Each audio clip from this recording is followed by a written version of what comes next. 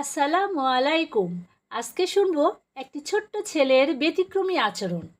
তো চলুন শোনা যাক আজকের গল্প, রাফির মিষ্টি হাসি।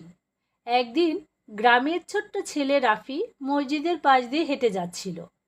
মসজিদের দরজার সামনে এক চাচা বসে কাঁদছিলেন। রাফি এগিয়ে গিয়ে বলল, চাচা আপনি কাঁদছেন কেন?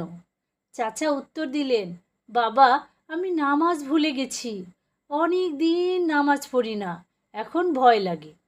রাফি মুচকি হেসে বলল, চাচা ভয় পাবেন না, আমি তো এখন থেকে নিয়মিত নামাজ শিখছি, আমরা একসাথে শিখতে পারি, আপনি চাইলে আমার সঙ্গে নামাজে দাঁড়াতে পারেন।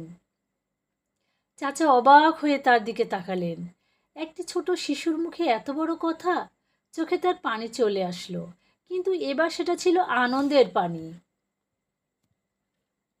চাচা দাঁড়ালেন আর ছোট্ট রাফির হাত ধরে মসজিদের ভিতরে ঢুকে গেলেন। এই গল্প থেকে আমরা শিখলাম, দাওয়াত দেওয়ার জন্য বড় হতে হয় না, মিষ্টি কথায় ভালো আচরণে যে কেউ ইসলামকে সুন্দরভাবে মানুষের মাঝে তুলে ধরতে পারে।